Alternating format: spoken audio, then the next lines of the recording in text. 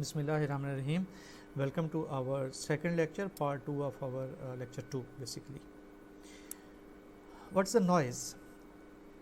Any unwanted anomaly in the data is called noise, and noise can make the learning process difficult. Of course, if there are anomalies or the data is not consistent, there would be a problem, so we would not be able to properly design a hypothesis or model or discriminator function that can categorize it, classify it.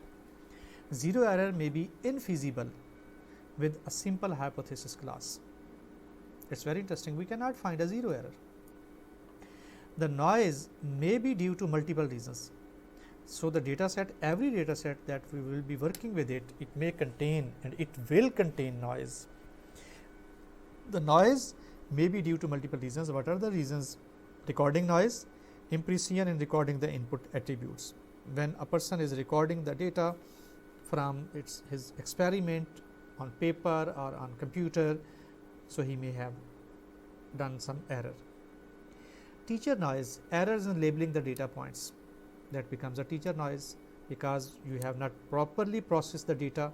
For example, if we have a car which is a family car and in our data set that is represented as a not family car, so that is a teacher noise because we have given it a wrong label.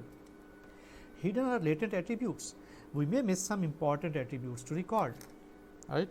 For example, in our case we are working with two attributes, price and engine power. However, there is something else which may decide about the family car and not family car. For example, that may be a seating capacity, right, that may be the fuel expenditure per kilometer, etc.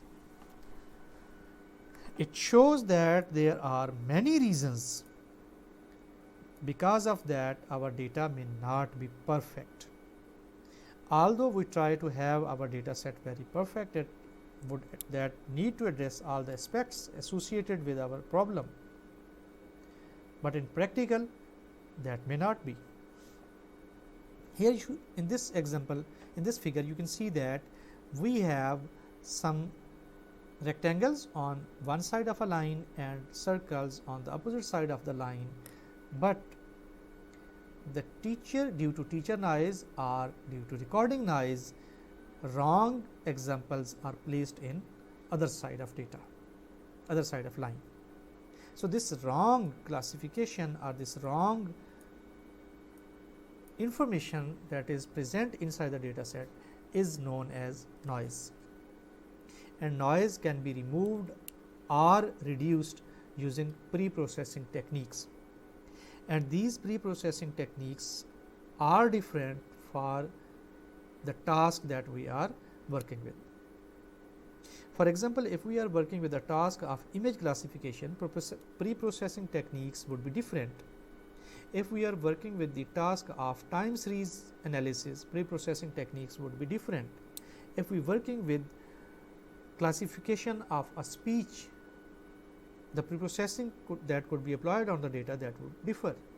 So, there are number of pre-processing techniques and we need to decide that which pre-processing techniques are suitable for our data set and which we have to apply. Learning multiple classes. Our call classification problem is a binary class problem where we have to decide between whether it is a family car or not a family car. There may be more than two classes in our data set. Our training set is same as before.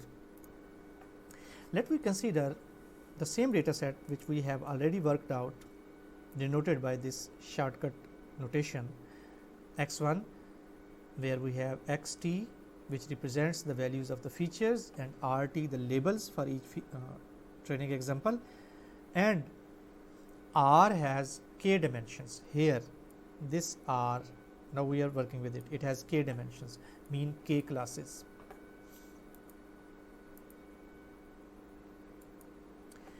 R I T, T mean a particular examples label that may have I values, and ith value would be 1 if x t belongs to class C I, and it would be 0 if it belongs to any other class, right.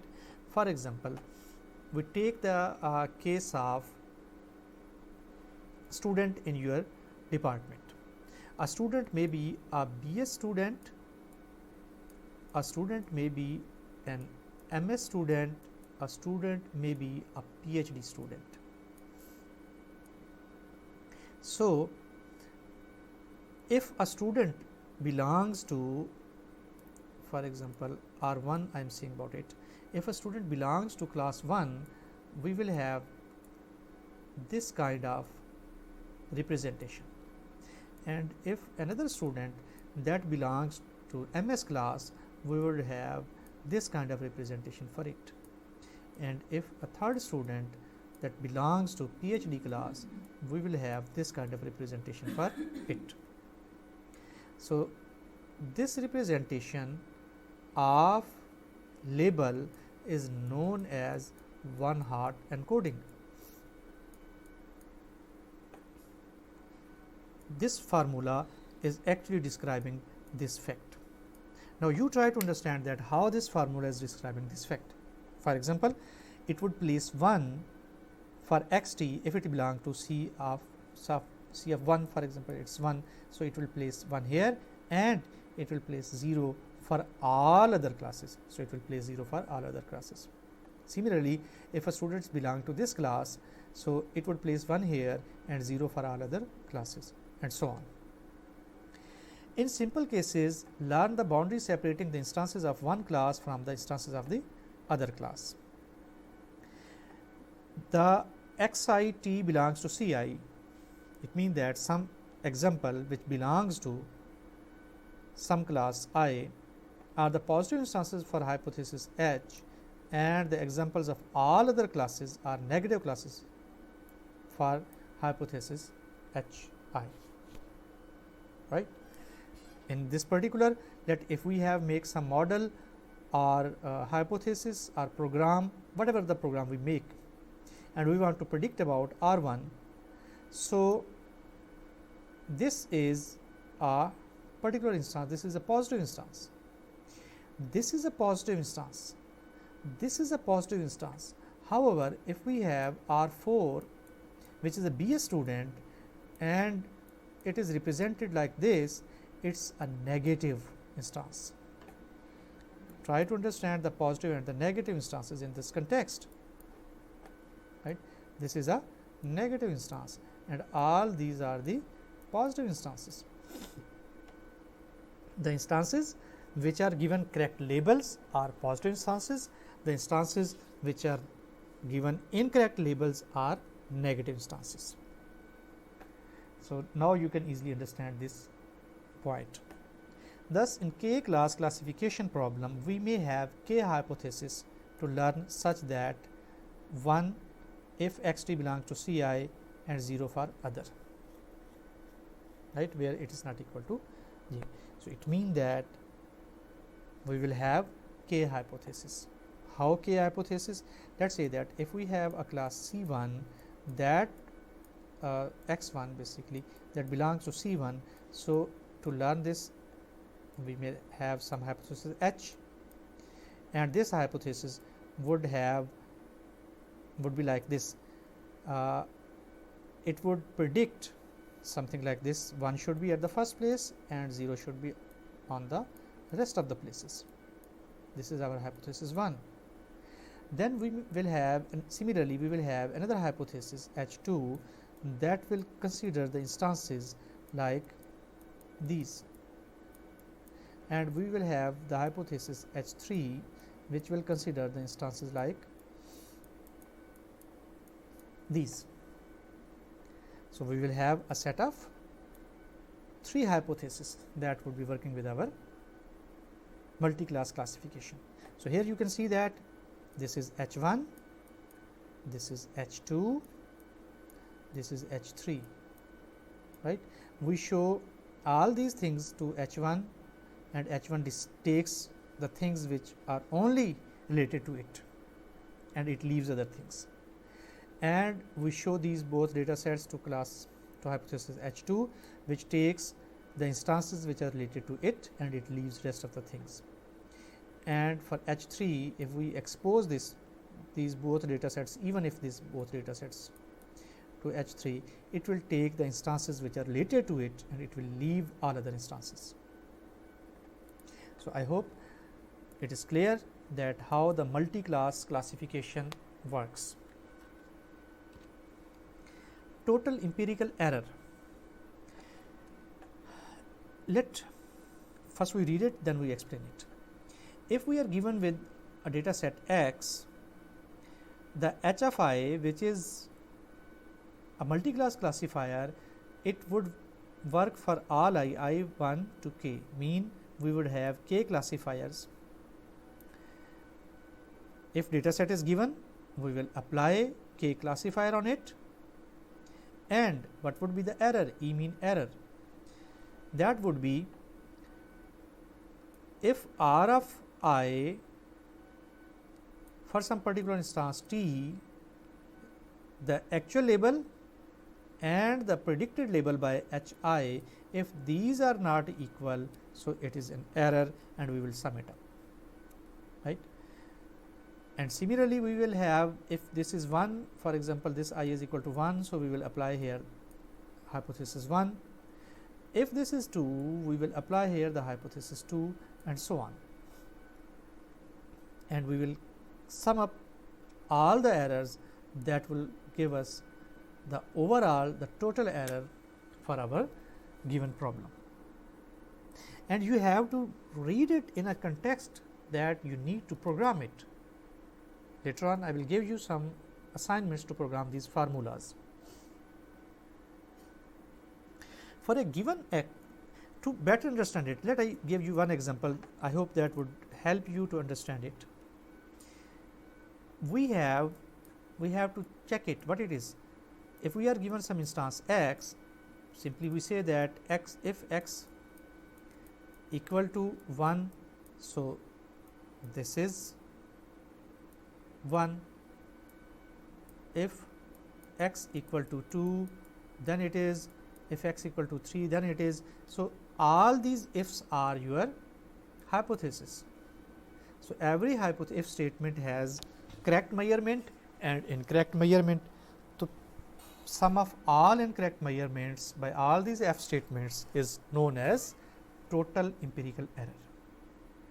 For a given X, ideally only one of this H, where we have this hypothesis I that may be from 1 to n, any hypothesis from this number of hypotheses is 1, and we can choose a class. When no or 2 or more,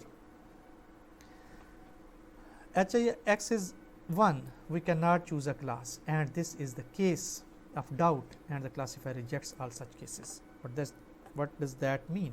It means that if we are going to apply this on some xt, some example, right, that should be equal to like this 1 0 0. If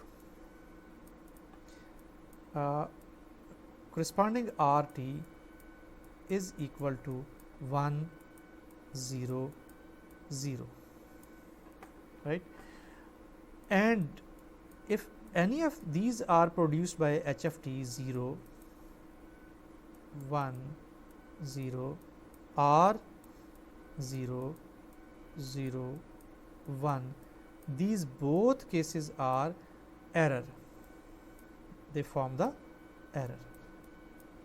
And if Hx of t produces something this, which is 0 0 and 0, it is something ambiguous, or this kind of situation is produced 1 1 0, this is ambiguous. So, if there is no one or there are two or more ones, that is a doubt case and our system rejects it, and the decision is sent back to the human expert. In this figure, we see that this is the error, and here is H, the model index or model complexity, right, the number of training examples and the model training basically. as we start training, right, in start your model remains under fit, and at some point it becomes best fit, and after that it becomes again overfit, right. So, either underfitting or overfitting that produces more error, whereas the best fitting produces minimal error. This is test error basically. So, I discuss this later. First, I see this training error. As we do the more training, more number of instances are seen by our model, the training error keeps on decreasing and decreasing and decreasing. And of course, the VC dimension keeps on increasing. If training error is decreasing, it means that VC dimension is increasing and our hypothesis is capable to shatter more and more examples properly. And even if we go for overfitting, that could be predicted with the help of test error. That is why we use either validation data set or test data set.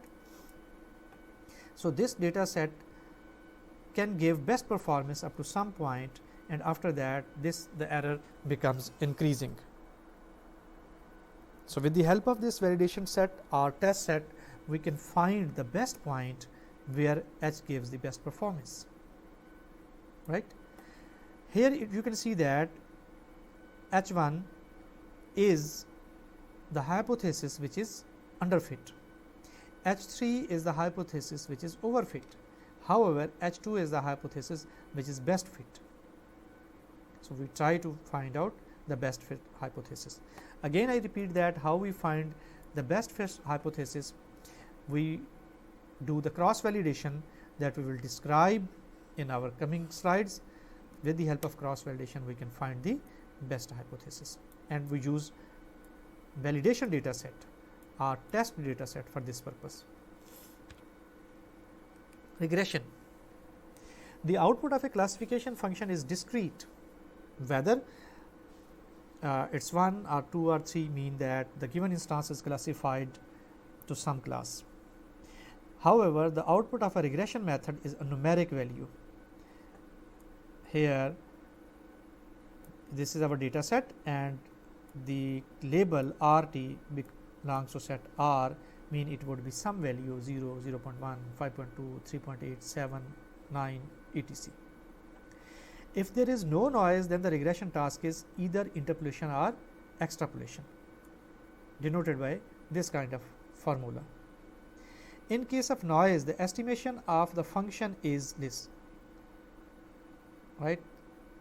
This is basically our estimation. RT, which is the estimation, FXT, which gives the exact correct answer, plus some epsilon, some error that is induced with it because due to the noise. So, our estimation would be erroneous, it would have some error that we intend to minimize. Empirical error, here we apply this formula to find out the error. It gives us the average error, the actual label, actual value, the predicted value. We have we subtract them and then we take the square in order to get a positive value, and we divide it with n. It would give us average value, mean square error, it is known, and the loss is denoted as MSE, mean square error. So, our loss function is mean square error, and in this figure you can see that basically this is the actual value which we have denoted here with R of t, this one, and this G of t is this y hat, and the formula is same, right. We should have mentioned over here as 1 over n in order to find the mean value of it. And how the regression works, you can see that we need here we have a linear regression. So, all of the data points and error, the difference, this is estimated value and this is real value, the difference is found and the difference is then squared in order to find a positive value, because here you can see that this is a positive value. However, the difference from this predicted value and this, it is negative. So to get a number in a positive direction, we square it and find the mean square error. This is the regression in 2 dimensional. However, this is the regression in 3 dimension, and for the higher dimensions we cannot draw it pictorially. However, you can understand, you can visualize it.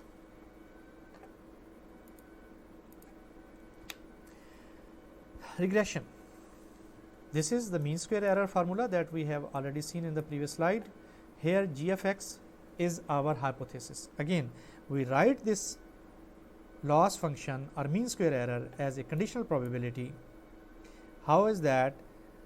Error of g given x. We have the data set, and on that data set how much error is produced by our hypothesis, that is a conditional probability. Assume that g is a linear function of the type this, we can write it like this, right, where these are the parameters. Linear second order and sixth order polynomials are fitted to the same set of points. Here look at this figure. This blue line, which is linear, right, it is a regression line.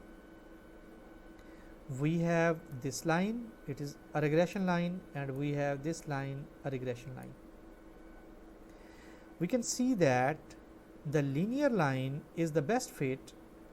However, this blue line, this one, is underfit, and this blue line is overfit, right. It means that if our model is trained on this and we get some value later on this, so our model would not be able to predict about it. The highest order gives a perfect fit, but it overfits. This is the highest order which overfits. Second order seems better than linear fit in capturing the trend in the training data. Regression.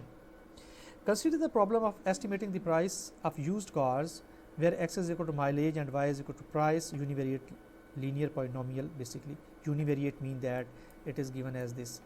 This is a univariate because it has only one variable included in it, that is x1, and we can also write it like this. This is the equation of line where w0 and w1 are the parameters which are estimated from the data. That's very important. So, because we are going to estimate the parameter looking at the data, it means that it is a parametric method. So, keep this definition in your mind. So, error of W0 and W1 when data set X is given, we can find it using our mean square error formula, this, right.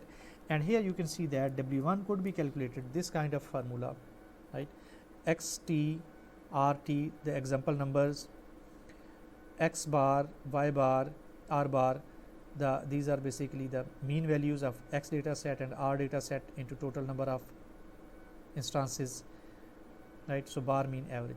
So, using these formulas you can find these values, right. If we have two variate formula, which we can write like this, W0 plus W1 x1 plus W2 x2. This is two variate formula.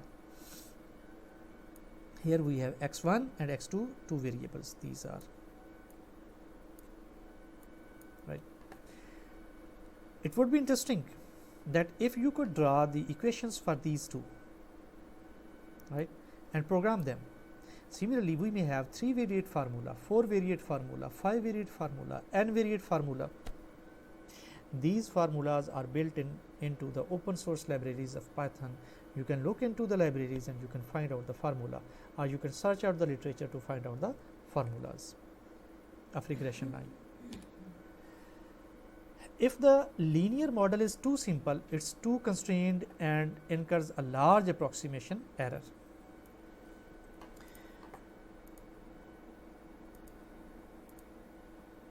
Okay. So, if the linear model is too simple, it is too constrained and incurs a large approximation error because of underfit.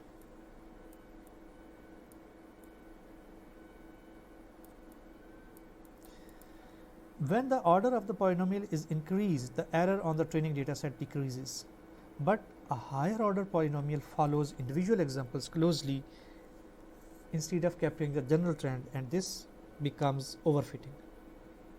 Right. So, in this example you can see that we have a very much overfit kind of example. This implies that Occam razor also applies in the case of regression. What is the Occam razor? The simple explanation of some problem is better than the complex explanation. So, Occam razor is the simple explanation of a problem is better than complex explanation. Model selection and generalization. In a Boolean function, all inputs and outputs are binary. For D input data, अब हम Boolean function की ही ज़रा बात करने जा रहे हैं. For D input data, the training set may have maximum 2 raised power D examples. If we have D input, so we may have this much examples, positive or negative examples. Let me look at them. There may be 2 raised power D and 2 power D possible Boolean functions for D inputs. Now we look at this. For D input data, we have 2 input data, x1 and x2. The training set may have at maximum 2 raised power D examples. So, D have 2, we will have 2 raised power 2, maximum we will have 4 examples. So, you can see that we have 4 examples 0 0 0 1 1 0 and 1 1 are 4 type of examples. You can say that there may be 2 raised power D into D possible Boolean functions for D input. So, what is 2 raised power D into D? 2 raised power 2 into 2, so it becomes 4, 2 raised power 4, which is basically 16. So, here you can see that we have one Boolean function or one hypothesis H1, which is 0 0 0. It gives all 0 values for all the data. Then we have H2, H3, H4 up to H16. With 2 inputs, there are 4 possible cases and 16 possible Boolean functions or hypotheses. So, we have here set of hypotheses that is given by H1 up to H16. And again, these are the models. Every hypothesis is a model, remember. Ill-posed problem.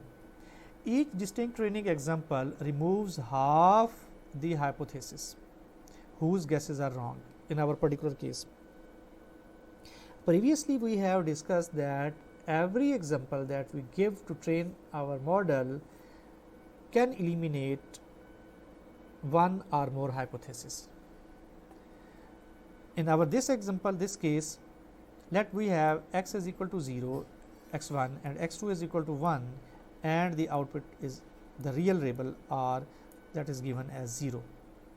So, we will for this 0 and 1, right, we will eliminate x1 0, x2 1, we will eliminate all the hypotheses which are producing 1 for it.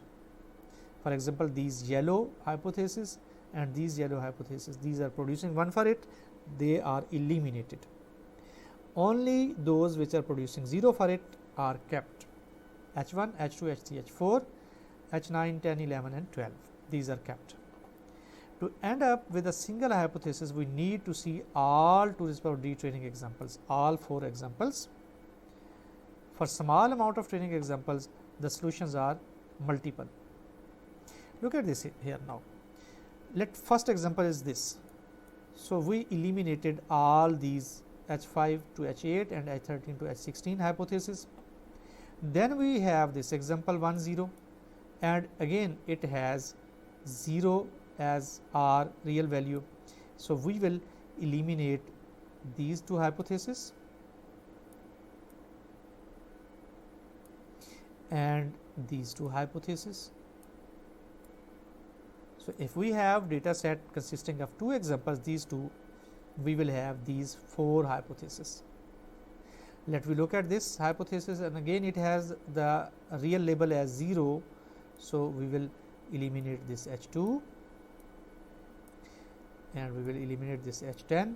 We are only left with H1 and H9. Now we look at another example. This is 0 0, which has the results 0. We will eliminate, this is 0 0, we will eliminate this hypothesis, and our only left hypothesis is H1, this one, right. So in this way, the training examples help us to eliminate the candidate hypothesis, and we are left with one or some specific set of hypothesis, minimal set of hypothesis. For small amount of training example, the solutions are multiple. We can see that if we have only two training examples, so we may left with four hypotheses. After seeing n example cases, there remains 2 raised power this possible hypothesis functions, right. Ill-posed problem क्या होगा? Where the data by itself is not sufficient to find a unique solution. That's very interesting. For example, if we are given this value, we have let data set 0, 0 and 1, 0, only we have these two examples, and their real labels are 0 and 1. So we have these examples. By looking at, I say that this is 0 1, just to make my case clear. And this is the first example that we see. By looking at 0 1, we are left with H1. This is our first example. We are left with these four hypotheses and these four hypotheses. And then we look at, let's say that this example 0 0. So the output should be 0.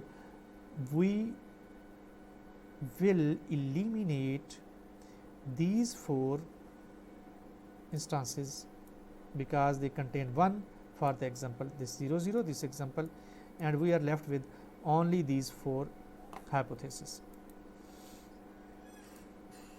right. And our data set is exhausted, that is ended up. Now this is ill-posed problem. This data set is ill-posed problem because the data set is not sufficient to find a single unique solution. I hope the concept of ill-posed problem is clear to you now. Inductive bias. The learning problem is inherently ill-posed problem. We consider it. Data by itself is not sufficient to find the exact solution. We should make some extra assumptions to have a unique solution with the data we have. This extra assumption is known as inductive bias. The set of assumptions we make inductive bias to learning possible. Okay. The set of assumptions that we make is called the inductive bias. There are infinitely many ways of separating the positive examples from the negative examples that we have already seen that when we were discussing about the C, S and G, the most specific, the most general and the exact solution of our problem. Examples. The shape of a rectangle is one inductive bias. The rectangle with the largest margin is another inductive bias, right. What kind of shape of a rectangle we have to form is inductive bias. For example, if we have data and we form this rectangle, so we have some inductive bias on the shape of rectangle. The rectangle with the largest margin is another inductive bias.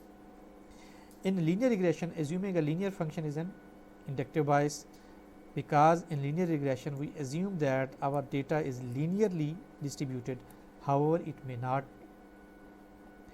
Choosing the one that minimizes the squared error is another inductive bias. right, because we are choosing a hypothesis that only try to minimize MSE, whereas it may be possible it may work on some other loss function. Extending the capacity of hypothesis. To extend the capacity of hypothesis, two or more hypotheses can be combined resulting in a complex hypothesis, right. This is very interesting that we may combine multiple solutions, multiple models to form a single model. Learning is not possible without inductive bias. It is very interesting, and again we have seen this in linear regression when we write like this: y is equal to m x plus b. So, b is the inductive bias. If we eliminate b, the solution may become very difficult.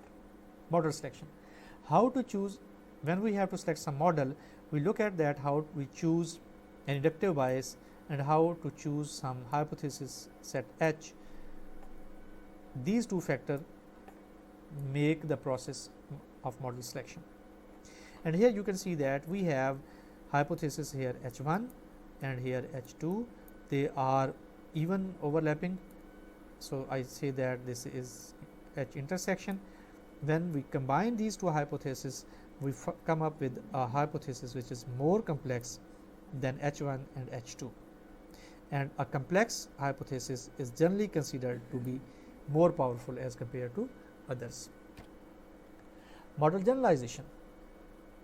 Generalization: how well a model trained on the training set predicts the right output for new generalization instances, right. First, let us say that we have trained a model, how well it would perform on future instances which are unseen by our model. It is called a generalization. For best generalization, match the complexity of the hypothesis class H with the complexity of the function underlying to the data. That is very interesting. All the hypotheses that we are going to choose, that should be very much similar to the complexity of the data distribution. If our H is good enough to be matched with this underlying function which we do not know, which we assume about that, and if our assumptions becomes correct, our model would be best generalizable, and if our assumption is not correct, it would not be best generalizable. And we have the concept of underfitting and overfitting. We have already seen it in previous slides, however, we also discuss here. If H is less complex than the function, it will be underfit. More training data can reduce this effect. Overfitting: if H is more complex than the underlying function, more training data can help or not, that may be or may not be. So, here you can see that this is the data, the points are given and the line that we are using to classify them, it is underfit. Good fit, this is the central line, and overfit, this is the last case. Triple trade-off.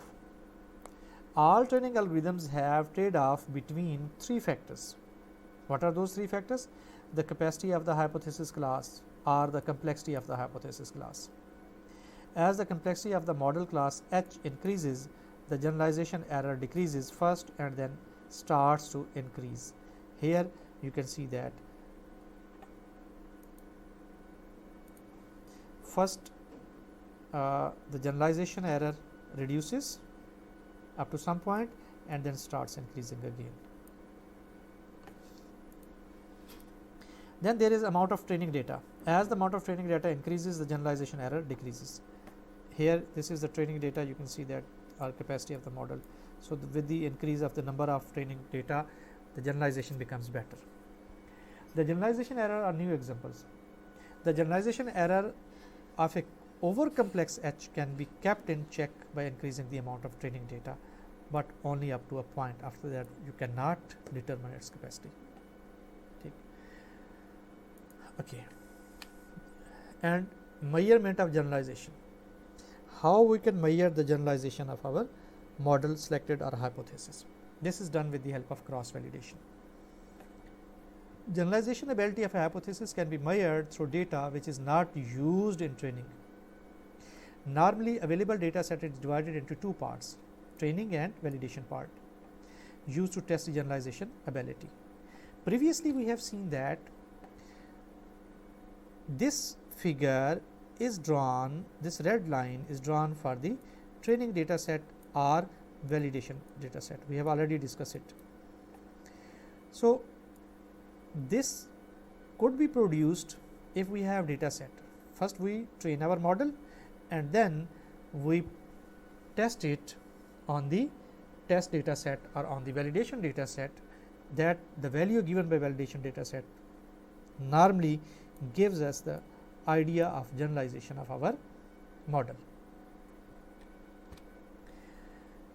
Cross validation: train different hypotheses and the hypothesis that is the most accurate on the validation set is the best one normally. Test data publication set: this data is used in production environment, usually contains examples not used in training or validation. So, first of all, we need that what is a training data, what is a test data, and what is a validation data. So, we have training data and validation data, and we have a test data. Clear up the difference between these three, and now we look at this figure. Usually, the data set that we have available with us, we divide it into two parts, train and validation part. And there is a rule that you should keep 80% data in a train split and 20% data in validation split. However, you can even change it to 67% and 33% as well. This is the one hypothesis or one formula or one model for which we have taken 80%, first 80% data as a training data, and we test out the generalization of our model using the rest of the 20% data. Let us say that we have 100 records. So, in this particular case, we get 1 to 80 records as our training and remaining 20 records as our generalization test or as our validation.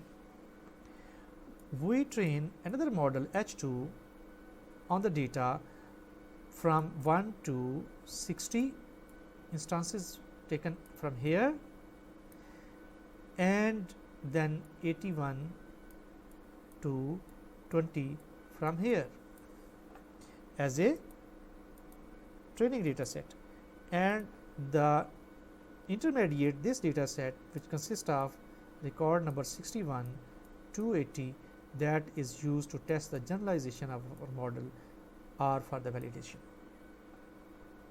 Then we train another H3, another hypothesis on the data which range from 1 to 40 and 41 to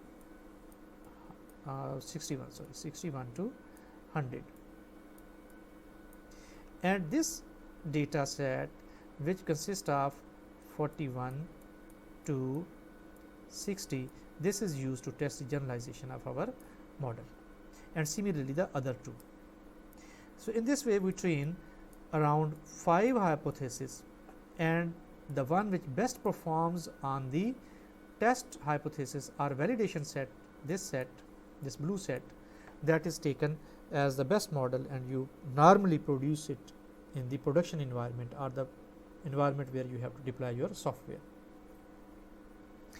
Another strategy is to get the average of all these. You keep all these 3 train data train models in your production environment, and whenever a new data comes, we get the prediction made by H1, we get the predictions made by H2, H3, H4, H5, and then we sum up and get the average value which is more better as compared to the individual hypothesis.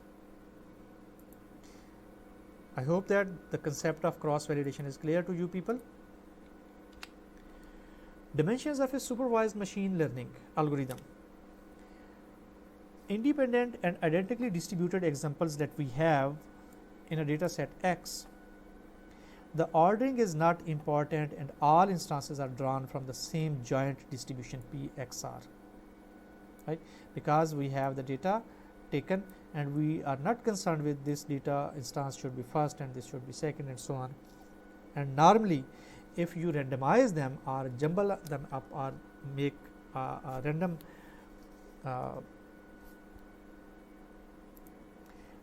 random permutation of it, so it is better for your model to be generalized. For binary class, RT belongs to 0 1. For multi classes, each label is k value, which we have already discussed, vector, where exactly one value is 1. One hot encoding जिसकी हमने बात की थी. For 3 classes, the one hot encoding is given like this. This representation is called one hot encoding. The aim is to build a good and useful approximation to RT using the model G when parameters are given to it, and then you give some new instance to find out the prediction of it. Just like that, we have y is equal to mx plus b, where x m and b are the parameters. So we can write like this. We call it as y or g like x. For x we want to make the prediction given b and m. So this is our conditional representation, conditional distribution representation of our model. Building a good approximation. Selection of model or inductive bias, we have to get this. Theta, the set of parameters, helps to find the best hypothesis. Loss function, which we have previously discussed. The error, just like MSE that we have discussed. Optimization procedure, we need inductive bias, we need to find the hypothesis, we need to use some specific loss function, and then we need to find out some optimization procedure to find theta star, which is optimization procedure that minimizes the total error, right, Ex given theta. So it would find theta such that it would be minimized for this given data set, the parameters that would be best for the given data set. Different machine learning algorithms differ either in the model they assume, the loss measure they employ, and the optimization procedure they use, right. So here in this function you can see that how we are doing the approximation. Blue is the real values and orange is the approximation of that. So thanks a lot for watching this lecture. That's all about for lecture chapter 2 of our book. I hope the concepts and the details given in this are clear to you. Allah Hafiz, see you next lecture.